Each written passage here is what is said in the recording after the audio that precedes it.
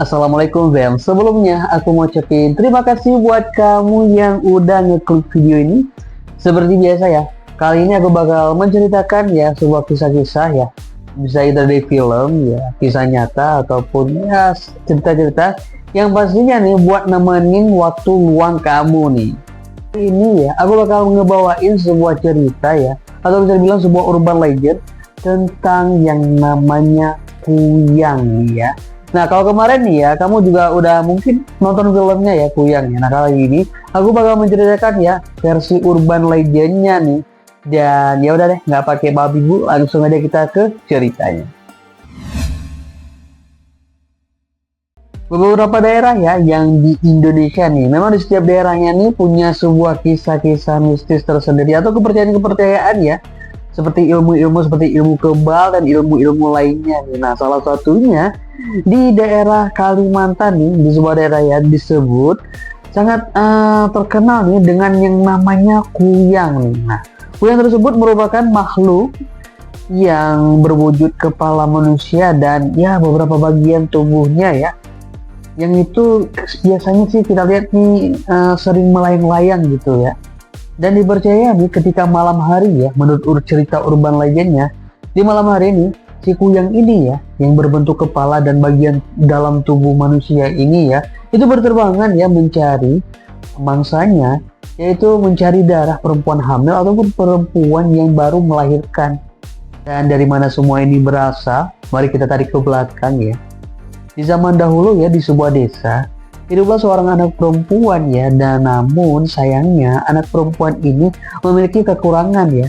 Dia itu terlahir tidak sempurna seperti wanita-wanita pada umumnya, di mana dia tidak memiliki hidung. Namun tetap keluarga ini sangat sayang kepada dia, apalagi ayahnya yang bernama Deven. Nah, dari sang ayah ini akhirnya membuatkan sebuah hidung palsu ya untuk menutupi kekurangan anaknya ini. Nah, semua ini dilakukan pastinya agar si anak nanti tidak menjadi sebuah bahan ejekan lah ya di masyarakat. Dan anak ini ya diberi nama Maharati nih. Nah, Maharati sendiri sangat senang dengan hidung palsu atau hidung buatan ayahnya ini ya. Dan bisa dibilang nih kehidupan Maharati ya, walaupun dia memiliki sebuah kekurangan, tapi hidupnya ini bahagia ya Bem, bersama keluarganya nih, karena keluarganya itu sangat menyayangi si Maharati. Dan si Maharati sendiri memiliki 2 orang kakak ya yang terlahir cantik dan sempurna nih. Dan ya walaupun begitu ya umurnya juga nggak jauh beda sama Maharati, tapi tetap kehidupan mereka ini bahagia ya. Namun nih ada satu hal di mana Maharati dilarang oleh ayahnya itu untuk keluar rumah. Nah, seperti yang kita tahu ya, dan hal ini dikarenakan ayahnya ini nggak mau nih kalau nanti si Maharati ini dengan ya kekurangannya menjadi sebuah ya ejekan lah ya, atau menerima ejekan dari orang-orang di luar atau di sekitarnya. Ini membuat si Maharati itu sangat dilarang untuk keluar oleh ayahnya. Namun seiring berjalannya waktu ya Bem, semua ya kesenangan Maharati sebelumnya ya di rumah aja ya nggak masalah ya ketika dia masih kecil. Namun berjalan waktu dia semakin dewasa. Nah, akhirnya nih dia mulai merasa jenuh dan mulai merasa bosan ya. Dia itu rasanya tuh pengen keluar ya, pengen keluar dan melihat nih gimana sih kehidupan dunia luar ya, atau dunia di luar rumahnya nih. Nah, karena itu nih ya, dia sesekali nih pergi ke belakang rumahnya dan mengintip ya suasana di luar ya, dan betapa senangnya nih dia melihat kehidupan dunia luar walaupun dari lubang yang ada di pagarnya. Namun tanpa disengaja nih ada beberapa orang anak-anak nih yang membuat si Maharati ini terkejut. Nah, anak-anak ini mengintip Maharati dari luar nih, dan Maharati pun tersenyum ya melihat anak-anak ini karena merasa bahwa ya ini adalah teman baru bagi si Maharati. Lalu terjadilah pembicaraan antara si Maharati dan anak-anak tadi. Anak-anak tadi itu mengajak Maharati, ayo kita main keluar nih. Anak-anak tadi itu mengajak si Maharati buat bermain keluar. Namun Maharati mengatakan bahwa dia nggak boleh keluar nih. Dia itu dilarang oleh ayahnya untuk keluar. Dan si Maharati menambahkan bahwa dunia luar itu tidak aman bagi Maharati. Itu yang dikatakan oleh ayahnya. Dan hal ini nih yang membuat Maharati itu enggan untuk keluar walaupun udah diajak nih sama si teman-teman barunya nih. Kan pernyataan dari si Maharati, anak-anak tadi itu berkata bahwa itu ayah kamu itu berbohong gitu. Anak-anak itu mengatakan bahwa ayahnya Maharati itu berbohong. Dunia luar itu sangat menyenangkan dan sangat menarik. Nah, mereka menawarkan kepada Maharati kalau nanti Maharati pengen keluar, Mereka akan kembali di sore hari nanti sambil membawa tali untuk membantu si Maharati biar bisa keluar. Namun di situ Maharati hanya diam ya. Dan benar aja nih, di sore harinya mereka nih, anak-anak tadi ini kembali dengan membawa tali untuk membantu si Maharati keluar. Tiga anak ini pun menanyakan kepada Maharati, apakah Maharati udah siap buat keluar? Namun Maharati menjawab bahwa dia ini nggak bisa lama-lama di luar. Terus dijawab lagi sama si anak-anak ini bahwa mereka nggak akan lama-lama kok di luar. Terus talinya pun dilempar untuk membantu Maharati keluar dari rumahnya. Setelah mereka berhasil keluar nih ya, dan mereka nih mengajak si Maharati buat jalan-jalan di pasar nih, dan betapa senangnya si Maharati ya. Dia pastinya senang ya. Sebelumnya ya di rumah aja gitu ya. Ya di rumah ya paling lama-lama juga bosen. Nah ini dia di luar, dia melihat keramaian, melihat suasana pasar, melihat hal-hal baru. Tentu saja si Maharati itu merasa seneng banget. Nah, tapi hal ini berbanding terbalik nih sebenarnya sama tiga orang teman-temannya nih ya. Nah, teman-teman yang baru ini nih ya, yang mengajak si Maharati ini, mereka itu penasaran atau ya dari tadi itu memandangi hidung si Maharati, dan dia pun menanyakan kepada si Maharati, kenapa hidung Maharati itu terlihat berbeda ya? Si Maharati menjawab bahwa dia ini sebenarnya nggak sempurna ya, atau terlahir tidak sempurna, dimana dia nggak memiliki batang hidung. Maka dari itu dia menggunakan hidung buatan atau hidung kayu ya, buatan ayahnya nih. Setelah itu pun perjalanan mereka berlanjut ya. Si Maharati dan tiga teman barunya ini akhirnya berjalan menuju lapangan. Nah, mereka ini ingin bergabung dengan teman-teman ya atau anak-anak lain yang sedang bermain di lapangan. Namun di sini anak-anak di lapangan itu tiba-tiba ini merasa heran ya, sambil memperhatikan si Maharati nih. Nah, memperhatikan si Maharati ya, dimana melihat hidung si Maharati yang terbuat dari kayu. Dan hal ini nih yang menjadi sebuah ya namanya memancing sebuah perhatian ya, dan membuat si Maharati malu nih. Nah, Maharati pun dengan malu-malu ya memperkenalkan dirinya. Namun di sini nih teman-temannya tadi nih ternyata nih memiliki niat jahat, di mana teman-temannya yang tadi ini yang mengajak si Maharati keluar itu membuka paksa hidung kayu yang dipakai sama Maharati. Dan ternyata nih mereka nih malah mempermalukan si Maharati, dan Maharati pun merasa sangat malu ya. Sebenarnya sih udah kelihatan ya dari di pasar tadi, maksud aku nih si teman-temannya itu ya, kalau memang teman-temannya itu baik, kenapa sih sampai terus memperhatikan ya si hidung Maharati? Ternyata nih memang dari awal mereka ini berniat untuk mempermalukan si Maharati. Namun bagusnya nih, atau ya bisa dibilang ya, sesaat setelah si Maharati ini ditertawakan nih, atau ya dijebak sama teman-temannya yang tadi yang baru ini, ayah Maharati itu datang dan mengusir anak-anak yang ya mengolok-olok atau menertawakan si Maharati. Lalu Maharati pun dan ayahnya pulang ya, dan setelah itu ya Maharati itu bisa dibilang ya jiwanya itu sangat terguncang ya, dimana itu dia itu sangat terganggu ya dengan kejadian tersebut. Dia pun akhirnya bersedih ya, dan memutuskan untuk mengurung diri di kamar nih, sampai dia nggak mau makan dan nggak mau ngapa-ngapain nih, karena ada anggapan ya, atau ya ada anggapan bahwa dia itu seperti anak jin gitu. Nah, ini membuat dia itu sangat terguncang dan sangat bersedih.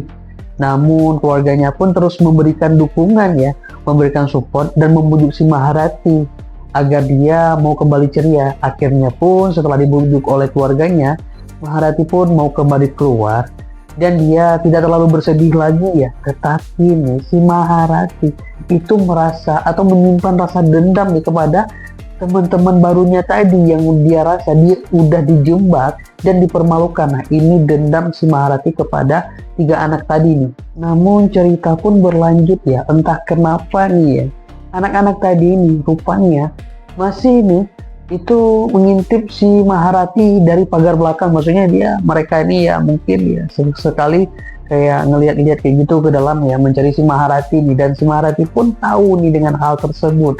Nah, di sini nih akhirnya Maharati menawarkan kepada mereka untuk masuk ke rumahnya nih, dan mungkin mereka merasa penasaran ya, mereka mau masuk ke rumah si Maharati. Tetapi di sini Maharati mengatakan bahwa jangan masuk berbarengan, masuk satu persatu nih. Alasannya sih dia nggak ketahuan sama keluarganya. Padahal nih, si Maharati nih sudah berniat untuk membalaskan dendamnya, di mana dia ingin menghabisi mereka satu persatu nih. Jadi nih mereka disuruh masuk satu persatu ya, dan rencana ini sudah dipersiapkan ya agar tidak ketahuan sama keluarganya. Dan akhirnya nih tanpa mereka sadari ya, mereka nurut-nurut aja ya, nggak mikir ya, nggak terlalu mikir gimana gitu nih. Akhirnya mereka satu persatu masuk ke dalam kamar si Maharati, dan disinilah Maharati menghabisi mereka semua tanpa diketahui oleh keluarganya, untuk membalaskan dendam atau sakit hati dari si Maharati ini. Setelah kejadian tadi ya, tahun-tahun berlalu atau ya beberapa tahun kemudian ya, Maharati pun sudah beranjak dewasa. Dia pun akhirnya diizinkan keluar oleh keluarganya, dimana saat keluar nih ya, Maharati juga udah nggak pakai hidung kayunya lagi, tetapi dia menutupi wajahnya atau menutupi bagian wajahnya itu dengan kain seperti cadar ya. Dan di saat dia ini bepergian keluar rumah ya, atau ya berkegiatan di luar rumah, nah di sini dia pun tanpa sengaja bertemu dengan seorang nenek ya, dimana seorang nenek-nenek itu memakai tongkat gitu ya, dan si Maharati ini merasa iba gitu kepada si nenek itu, dan akhirnya si Maharati ini memberikan sedikit uang ya kepada nenek tersebut. Lalu Maharati pun pulang ke rumah. Nah di rumah ini Maharati merasa kesepian atau merasa sedih nih, karena saudara-saudarinya nih udah pada berkeluarga nih, namun si Maharati masih saja sendiri walaupun sudah dijodohkan, tetapi nggak ada lelaki yang mau berumah tangga atau menikah dengan si Maharati ini. Lalu di tengah kesedihan si Maharati nih, tiba-tiba nenek yang pernah ditolong sama Maharati itu tiba-tiba muncul, dan nenek ini berkata kepada Maharati, kalau Maharati ingin tampil cantik, si Maharati ini harus meminum darah wanita yang sedang hamil. Dan tiba-tiba di nenek itu berubah wujudnya, tampilannya nih, dari nenek-nenek tua menjadi seorang wanita yang cantik. Dan Maharati pun menginginkan hal tersebut, atau dia pengen juga menjadi wanita yang cantik. Dan sebenarnya nih tanpa si Maharati ketahui, si nenek tadi yang berubah menjadi cantik itu yang membuat si Maharati tertarik untuk menjadi seperti itu juga, untuk menjadi cantik juga, adalah seorang demit ya, atau seorang ya jurik kali ya. Demi hari pun berlalu ya, dimana di hari-hari tersebut si Maharati ini merasa gelisah, merasa dia itu selalu terbayang-bayang nih sama si nenek tadi nih. Dan di saat dia terbangun dari tidurnya ya, sebelumnya di dalam mimpinya si Maharati itu bermimpi bahwa si nenek itu menuliskan ya sebuah mantra di pelepah pisang gitu. Dan saat si Maharati terbangun, si pelepah pisang itu udah ada di kamarnya. Dan hal ini membuat Maharati ini merasa bahwa semakin ingin nih untuk melakukan hal tersebut nih, dimana dia akhirnya mengetahui bahwa di desanya nih ada seseorang perempuan yang akan melahirkan. Nah si Maharati pun nih diam-diam akhirnya pergi ke rumah tersebut ya. Dan ya rumah zaman dulu ya, rumah panggung ya. Si Maharati pun akhirnya menyelinap ya ke bawah rumah tersebut. Lalu dia membuka mulutnya ke atas ya, sehingga nih setelah si bayi keluar nih, atau si perempuan itu melahirkan, darah itu jatuh ke bawah ya, jatuh ke dalam mulut si Maharati ya, yang dari tadi itu emang udah menunggu gitu. Nah setelah si Maharati membuka mulutnya dan darah itu masuk ke dalam mulutnya ya, dan dia meminumnya nih, si Maharati pun buru-buru pergi dari rumah tersebut nih. Lalu ya keesokan harinya, betapa terkejutnya si Maharati, karena saat dia terbangun ya, dia udah memiliki hidung nih. Dan dia pun ya nggak malu lagi keluar rumah nih. Malahan ya saat dia keluar rumah nih, para lelaki itu jadi suka gitu sama si Maharati, seperti ada sebuah daya tarik ya, dan pada ngegodain si Maharati nih. Namun keesokan harinya Maharati juga bingung nih, kenapa tiba-tiba hidungnya kembali hilang nih.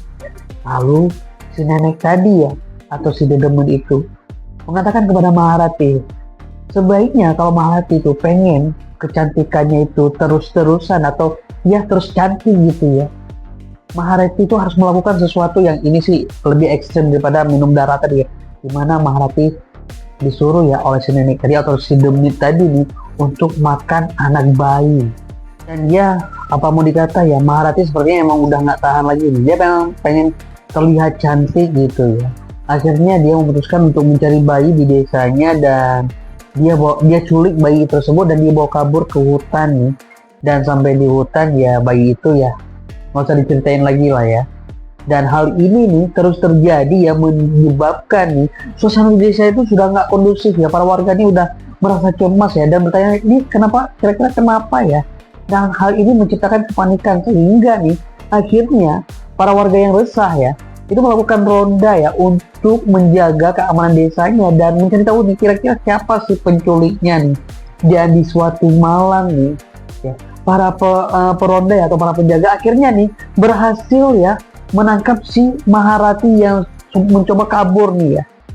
Akhirnya Maharati udah nggak bisa ngelak lagi ya, dia kayak udah ketangkap basah tuh, dia udah dikepung sama warga, dia nggak bisa mengelak lagi ya. Akhirnya dia mengakui bahwa dialah nih penyebab ya hilangnya para bayi ya, dan teror-teror di desa tersebut ya, teror hilangnya bayi dan segala macam nih. Dan para warga pun pastinya sudah sangat kesal nih dan udah para marah ya, supaya nggak marah gitu ya. Dan akhirnya nih si Maharati itu ya dieksekusi lah ya, dimana nih para warga akhirnya memisahkan kepala dan badannya si Maharati ya, dan keluarganya pun diusir ya, karena ini menjadi sebuah hal yang udah nggak bisa dibilang lagi ya. Dan setelah semuanya nih usai, emang udah selesai? Enggak, ternyata nih tanpa diketahui oleh para warga ya, kepala si Maharati ini bisa menyatu lagi nih dengan tubuhnya nih. Namun ya tetap aja ya di lingkaran lehernya itu ada sebuah tanda ya, ada sebuah tanda gitu ya, bekas ya pemisahan tadi mungkin ya, atau sebekas ya ada tanda hitam gitu. Dan di pagi harinya nih si Maharati ini seperti biasa nih berbaur sama warga lagi. Tapi dan ketika nih si Maharati ini berbaur dengan warga ya otomatis ya si Maharati ini wajahnya emang udah beda nih, udah berubah wajahnya. Terus nih untuk bekas di bagian lehernya itu biasanya dia menutupnya dengan kain ya yang dililitkan gitu di bagian lehernya agar tidak terlihat nih, atau tidak mencolok ya, atau tidak dicurigai gitu. Dan ternyata nih ya teror itu sebenarnya juga setelah kejadian itu terus berlanjut ya, terus terjadi di mana nih si sosok Maharati ini ketika siang hari dia ya berbaur dengan masyarakat seperti biasa ya, seperti yang gue bilang tadi ya, karena masyarakat juga nggak tahu ya wajahnya udah berubah ya. Tapi di malam hari nih si Maharati ini masih ya menjadi sosok yang mengincar para bayi ini. Dan akhirnya nih karena teror ini terus berlanjut, akhirnya para warga, maksud aku maaf, atau orang-orang desa itu menyebut sosok tersebut sebagai Kuyang. Oke, dan itu dia alur cerita ya, atau kisah dari urban legendnya dari si Kuyang nih. Kalau menurut aku nih ceritanya sih di bagian akhirnya itu aku sampai ya agak gimana gitu ceritainnya ya. Dan buat kamu nih ya yang emang suka nih sama cerita-cerita kayak gini nih, kedepannya aku juga bakal terus ya bikin cerita-cerita gini. Jadi nih di channel ini selain aku ngebahas masalah film, aku juga bakal nyeritain ya cerita-cerita film atau ya kisah-kisah yang pastinya ya yang horor-horor buat nemenin waktu-waktu luang kamu nih. Dan seperti biasa ya, aku mohon maaf sebelumnya kalau ada kesalahan kata dan kesalahan-kesalahan lainnya. Aku minta maaf ya Fem. Dan kalau kamu suka dengan video kayak gini nih, aku minta bantuannya buat like, comment, dan subscribe ya. Jumpa lagi nih di cerita-cerita atau dia di video-video aku lainnya di Story Tell Me, Tell Me Everything, Tell Me Anything. Bye-bye.